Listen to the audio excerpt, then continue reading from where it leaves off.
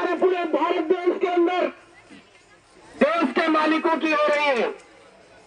देश के मालिकों के साथ देश के कोने कोने में अलग अलग तरीके से अत्याचार हो रहे हैं। कहीं पर जमीन छीनी जा रही है, कहीं पर नौकरियां छीनी जा रही है, कहीं पर हजारों लोगों को घसीट करके मारा जा रहा है, कहीं पर मूत्र विसर्जन किया जा रहा है, कहीं पर मटकी छूने पर मारा जा रहा है। ये पूरी स्थितियां पूरे देश के अंदर हो रही है। ऐसी स्थितियों का मुकाबला करने के लिए आज जिस महान शख्स का हम यहाँ पर पुण्यतिथि मना रहे हैं, उन्होंने एक क्रांति छेड़ी थी, राजनीतिक क्रांति छेड़ी थी उन्होंने, और उसके माध्यम से हमारे समुदाय को जगाया था। आज उसी क्रांति की फिर से जरूरत पड़ गई है। उस क्रांति को हमारे आम जन तक पहुंचाने की जरूरत पड़ रही है। इस देश के अंदर जल जंगल जमीन की बात हो रही है, लेकिन जल जंगल जमीन बचेगा कैसे, इस पर हमको बहुत गहराई से मंथन करने की जरूरत है। आज जंगल से हमको बेदखल किया जा रहा है, जंगल बचेगा कैसे? जल छीना जा रहा है, जल बचेगा कैसे? इसको बचाने के लिए हमारे गांव विशेष में हमारी ग्राम सभाएं हैं, उन ग्राम सभाओं को पुनर्जीवित करना पड़ेगा मेरे भाइयों। हमारे गांव के गड्ढा गलतियों की इज्जत करना सीखना पड़ेगा। गांव के मेट खोट वालों को जगाना पड़ेगा। हमारी गांव के काकड़ को पूजना चालू करना पड़ेगा। हमारे सिराबासी को पूजना चालू करना पड़ेगा। हमारे खाकर देव को पूजना चालू करना पड़ेगा। तब जाकर के हमारा समुदाय सही रास्ते पर आएगा मेरे भाइयों। आज पूरे देश के अंदर आदिवासियों को तोड़ने के लिए अलग अलग धर्म संप्रदाय हमारे बीच में काम कर रहे हैं। कोई आदिवासियों को वनवासी के नाम से बेवकूफ बना रहा है, कोई आरएसएस के नाम से बेवकूफ बना रहा है, कोई ईसाई मिस्त्री के नाम से बेवकूफ बना रहा है, कोई सत साहब के नाम से बेवकूफ बना रहा है। लेकिन मामा जी ने हमको बोला था, तरम आपने खुद ने कोई जो मूल चीजें हैं सोडजा मती, अपनी संस्कृति सोडजा मती, अपना रीति रिवाज सोडजा मती, अपना परंपरा सोडजा मती, नहीं तो लाते खावड़े पड़ेगा। आज वो स्थिति हमारे बीच में आ गई। हमको हमारी संस्कृति नहीं भूलनी है, हमारी पूजा पद्धति नहीं भूलनी है, हमारी अपनी परंपरा नहीं भूलनी है। मैं आपके इस मंच के माध्यम से यही कहना चाहता हूं, फालतू के ढोंग नतुरे करने वाले धर्म को हमारे घर से बाहर निकालना पड़ेगा मेरे भाइयों, और हमारी अपनी पूजा पद्धति उसको स्वीकारना पड़ेगा। गोविंद महाराज का जो सिद्धांत है, मामा जी का जो सिद्धांत है, उन्होंने आदिवासियों की मूल पूजा पद्धति की ओर ध्यान आकर्षित किया था, तभी जाकर के हमारा समाज मुकाबला कर पाया था। आज उन सिद्धांतों को वापस पकड़ना पड़ेगा। दूसरी बात, हमारे इस इलाके के अंदर, इन चारों राज्यों के अंदर पार्टियां हमारे समाज को तोड़ रही है। इन पार्टियों की वजह से हमारा समाज अलग अलग जगह भटक चुका है। कोई कह रहा है कांग्रेस, कोई कह रहा है भाजपा, कोई कह रहा है कोई, ये सारी चीजें हम सबको समझने की जरूरत है। समाज पहले है, पार्टियां बाद में है। आज ये जो मंच है, ये सामाजिक मंच है। इस सामाजिक मंच पर हम सब यहाँ पर विराजमान है, सभी यहाँ पर बैठे हैं। हमको पार्टियों की जो वैल्यू है, उन पार्टियों की वैल्यू को साइड में करके सामाजिक वैल्यू को ज्यादा बढ़ाने की जरूरत है मेरे भाई। हमारा समाज सुरक्षित होगा, हमारी संस्कृति सुरक्षित होगी, तो हम कहीं ना कहीं सुरक्षित महसूस करेंगे अपने आप को। आज अशोक भाई ऊपर मंच पर आ जाए। ये चीजें हमारे बीच में हो रही है। आज पार्टियों की वजह से हमारे अपने समुदाय टूट रहे हैं। ये समुदाय को तोड़ने की बीमारियां आज यहाँ पर अभी मैंने आते ही सुना कि प्रशासन परेशान कर रहा है। उन प्रशासन से मैं कहना चाहूंगा, आदिवासी पहले आया मेरे भाइयों या प्रशासन? आदिवासी कौन आया है? आदिवासी पहले आया, वो इस देश का मालिक है। देश का मालिक आज यहाँ पर उनके जागृति करने वाले मामा बालेश्वर दयाल जी की पुण्यतिथि मना रहे हैं, तो उनके पेट में मरोड़े क्यों मार रहे हैं? क्या दिक्कत आ रही है उनको? आपकी जिम्मेदारी है सुरक्षा करना, सुरक्षा करिए। शांति व्यवस्था बनाए रखना। आदिवासी स्व अनुशासित है, स्व अनुशासित होकर के अपने मामा बालेश्वर दयाल जी की पुण्यतिथि मना रहा है, उनके बारे में, उनकी जीवनी के बारे में, उनके सिद्धांतों के बारे में बातचीत कर रहा है। आपको किसी भी प्रकार की तकलीफ नहीं होनी चाहिए। अगर आपको तकलीफ हो रही है तो आप इस बाउंड्री से बाहर चले जाइए। देश के मालिकों की जमीन है। सुप्रीम कोर्ट का जजमेंट बोल रहा है आदिवासी इस देश का मालिक है।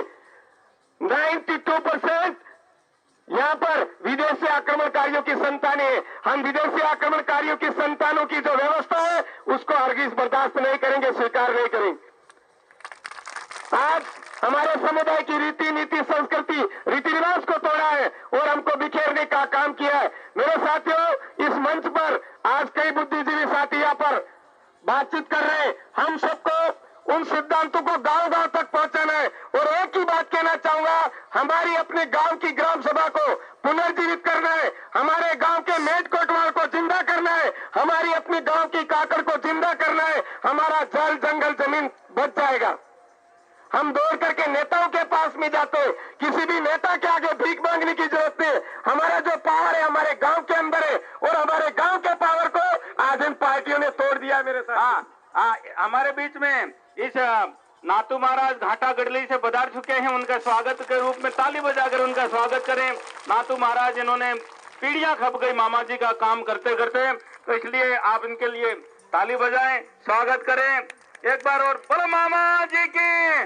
जब तक सूरज चांद रहेगा, जब तक सूरज चांद रहेगा, मामा जी ने काम किया। फिर मंगड़िया तुम्हारे बच्चे बोलने हाँ ना आप। मैं बोलने के लिए अभी रफ्तार टूटा नहीं है मांगू दादा, विचार आपकी बात बिल्कुल पूरी सुनी जाएगी। हाँ, इनको बिठा दें। हाँ, आप पूरा बोलना है। जब तक सूरज चांद रहेगा, मामा जी ने काम किया, मामा जी का ये बलिदान। बैठ जाओ सब।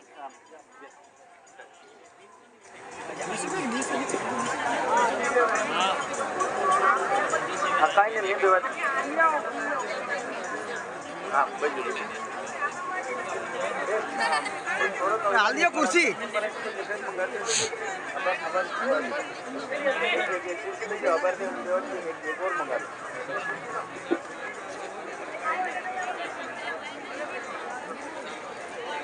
हाँ हाँ, अब मांगू दादा वापस अपने बात को चालू रखेंगे। आप बड़े ध्यान से सुनेंगे। एक बार जयकारा जोर से बोला था ना, जोश आ विजय। भारत माता की। जब तक सूरज चांद रहेगा।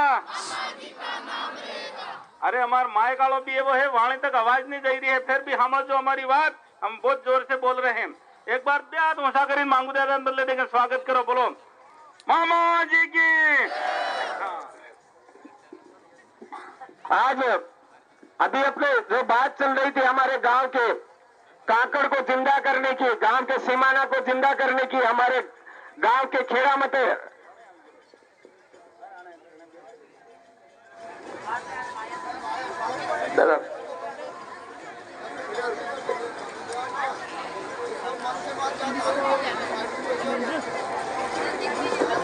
काकड़ को जिंदा करने की, हमारे गांव के खेड़ा देव को जिंदा करने की, हमारे गांव के खेड़ा मतई को जिंदा करने की।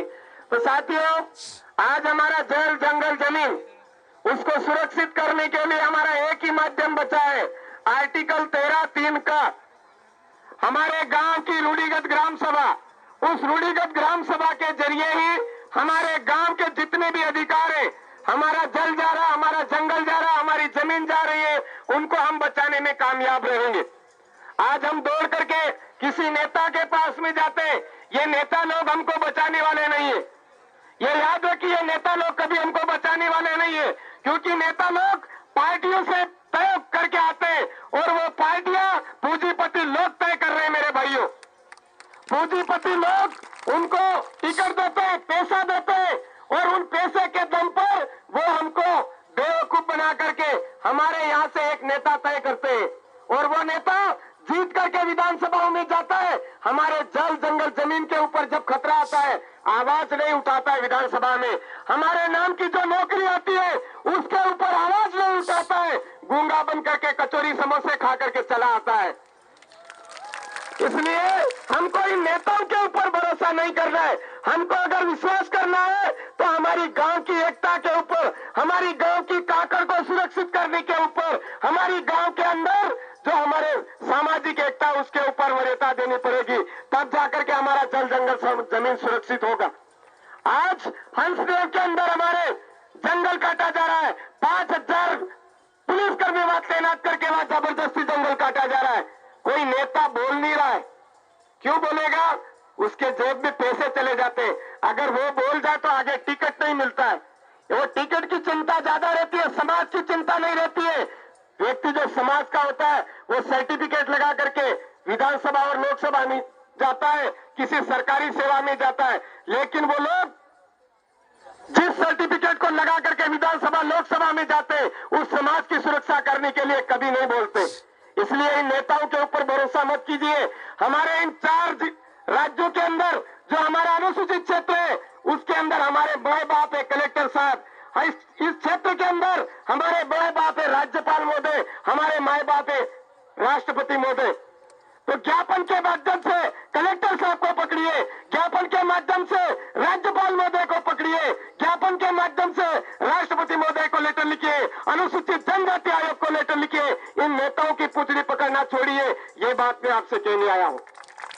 और खास करके उन नेताओं की जो ऊपर से पूंजीपति लोगों की पार्टियों से टिकट लेकर के आते, ऐसे लोगों को हमारे क्षेत्र से बाहर करना पड़ेगा। हमारे गांव के गणोती को वरीयता देनी पड़ेगी। हमारा समाज सुरक्षित हो जाएगा। हमारा समाज अगर सुरक्षित करना है तो हमारे गांव के गणोती को वरीयता देनी पड़ेगी, हमारे गांव के मेट कोटवाल को वरीयता देनी पड़ेगी, हमारे गांव के सिरा बावसी को वरीयता देनी पड़ेगी, हमारे गांव के खेड़ा बावसी को वरीयता देनी पड़ेगी। और हमारे गोविंदगढ़ महाराज, मामा बालेश्वर दयाल और संत सुरबाल जी महाराज जी महाराज की जो भक्ति है, भक्ति आंदोलन है, उनके द्वारा बताए हुए मार्ग पर हमको चलना पड़ेगा, तभी जाकर के हमारा आदिवासी सुरक्षित होगा। हमारे गोविंदगढ़ महाराज का, हमारे मामा बालेश्वर दयाल जी का, इन सब का एक सपना था भील राज कायम करना। आज राजस्थान, मध्य प्रदेश, गुजरात और महाराष्ट्र के अंदर जो भील भावनी इलाका है उसकी मांग बहुत तेज गति से जो पिछले लंबे समय से चलती आ रही है, लेकिन कांग्रेस बीजेपी के जरा सी रोंग नहीं, कुछ भी बोल ही नहीं रहे, सुन ही नहीं रहे। हम सबको अपने अपने गांव की ग्राम सभा को मजबूत करके बुलंद तरीके से आवाज बुलंद करनी होगी और बोलना होगा। हमारे अनुसूचित क्षेत्र के अंदर आर्टिकल 19, 5 और 6 के तहत जो भी हमारे इस इलाके में नुकसान पहुंचा रहा है उनको बाहर करना पड़ेगा।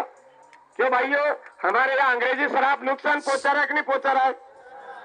किसी कांग्रेस बीजेपी के नेता ने कभी ये बोला कि अनुसूचित क्षेत्र के अंदर अंग्रेजी शराब बाहर होनी चाहिए? ये बोला क्या? नहीं बोला। तो फिर वो ढोंग धतूरे कल सुबह आएंगे, मामा जी के चरणों में नमन करेंगे, लेकिन मामा जी के सिद्धांतों के ऊपर नहीं चलते। मेरे साथियों, हम मांग कर रहे हैं, लंबे समय से मांग कर रहे हैं, अनुसूचित क्षेत्र के अंदर अंग्रेजी शराब बाहर होना चाहिए, अंग्रेजी शराबहीन इलाका घोषित होना चाहिए। यही हमारे मामा बालेश्वर जी के सपना था, गोविंदगढ़ महाराज का सपना था। इन्होंने बोला था हमारा ये दक्षिणी राजस्थान, हमारा मध्य प्रदेश, हमारा ये इलाका है, इस इलाके में शराब विहीन इलाका घोषित होना चाहिए। जिस दिन हमारे इस चारों राज्यों के अंदर अंग्रेजी शराब बाहर होगा, उस दिन भील राज अपने आप खड़ा होगा, भील राज कायम होगा। हम सबको हमारे संत महापुरुषों का सपना पूरा करना है और हमारे इस एरिया के अंदर अंग्रेजी शराब को जितना दूर हो सके उतना दूर रखना है, हमारे इलाके में ज्यादा नहीं आने देना है। आज यहाँ पर जितने भी साथी उपस्थित है, कोई काम में ले भी रहा है, मेरा आपसे हाथ जोड़ करके निवेदन है, हमारे घर में अंग्रेजी शराब की एक बूंद भी नहीं आनी चाहिए, नहीं आनी चाहिए, नहीं आनी चाहिए। जिस दिन हमने ये रास्ता पकड़ लिया उस दिन हमारा सपना साकार होगा। मैं पुनः इस मंच के माध्यम से आप तमाम साथी यहाँ पर पधारे और आज इस पुण्यतिथि के अवसर पर यहाँ पर आपने ये करके दिखा दिया कि आदिवासी अनुशासित भी है और किसी का गुलाम नहीं है।